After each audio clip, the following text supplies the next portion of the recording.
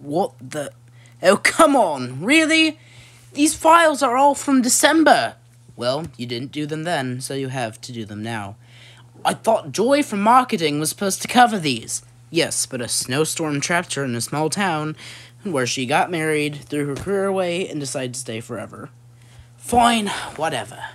Today, I'll be covering Mech Armors incidents that happened all the way back in December, but for some reason, I'm only talking about now. The first regards a former hero known as the Pumpkin King. He leads a whole team of Halloween-themed mech suits to fight crime. However, he was always secretly jealous of another hero, known as Northclaw. So, as any rational person would do, he decided to stage a kidnapping, get Northclaw captured, and try to take his place. Unfortunately for him, many of Northclaw's regular villains were much tougher than the Pumpkin King was used to dealing with. So, he went on a long journey, fought this weird bug villain thing, got back Northclaw, and although Northclaw for some reason forgave him for this whole mess, the US government did not. Turns out, kidnapping's a crime. We've been tracking him down for the past few months, but the last time we saw him was outside of a random Home Depot. So, like I said in my last Mech Armor video, the Pokemon one, this one, what I've been trying to do recently is do different Mech Armor shapes. He was like last time I did a 4-armed one and more of like an egg-shaped one. And for the Jack Skellington Mech Armor, I wanted to do one with like really long limbs. So I kind of took those weird Ben Franklin claw things and took inspiration from those. But yeah, also this one was really hard to color, mostly because of that, very monochromatic color scheme that, it's a Tim Burton character. Obviously, it's going to be mostly black and white. And yes, I know, technically it was directed by Henry Selick, but Tim Burton designed the character, so either way, who cares? Anyway, coming out to the end, here's the finished result.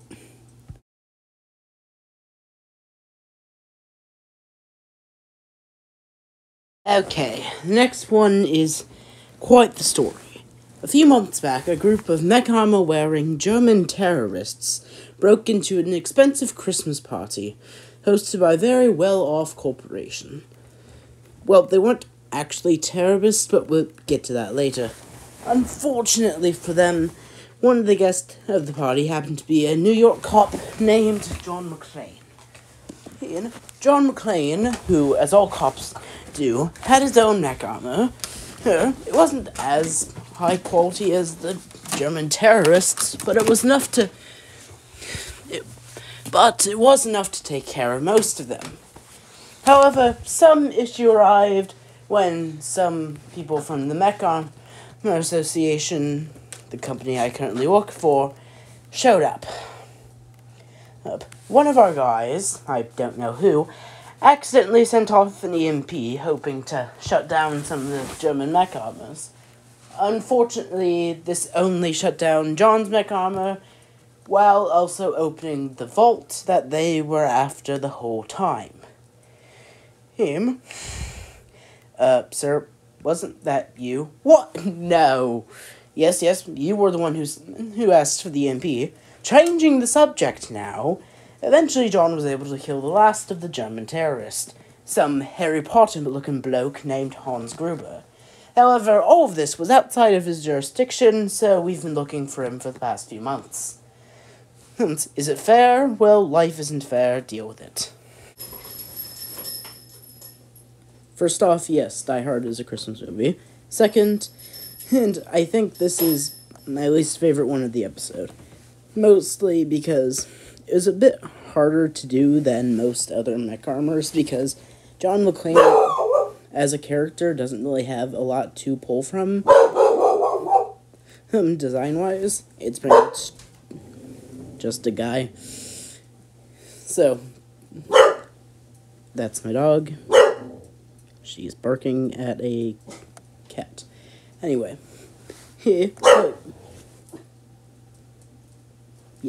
so overall, least favorite one of the episode, but it works well enough. Here's the finished result.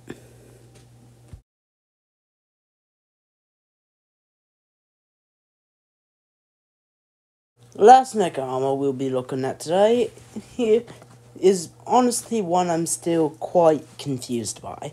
There was this one criminal based out of Chinatown called the Gremlin. His Mech Armor started as a fairly weak Mech Armor, being brown and white and with almost no abilities besides additional strength and speed.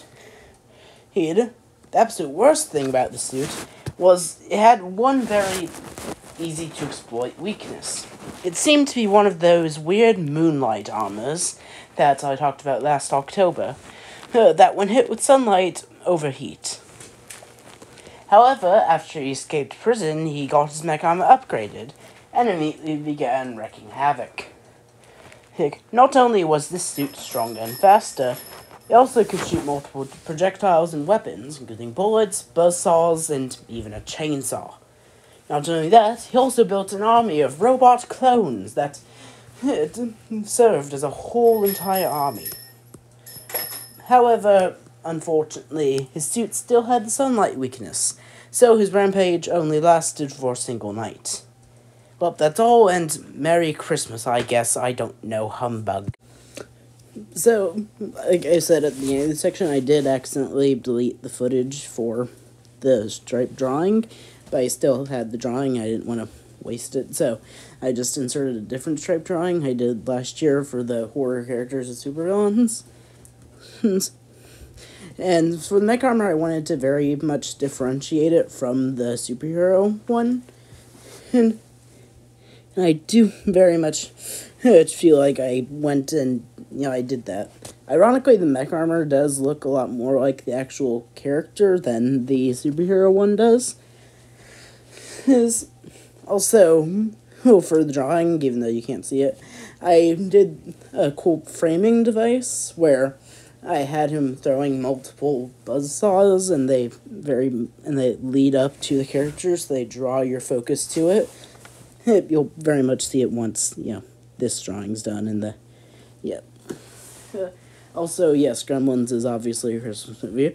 For all of these, if you couldn't tell by now, I did a theme of Christmas movies where people don't think they're a Christmas movie sometime, either due to being too Halloween-y or too violent or, etc. Anyway, so, that's all for today. Like, subscribe, all of that. If you have any more suggestions for anything, put it in the comments below. And see you next time.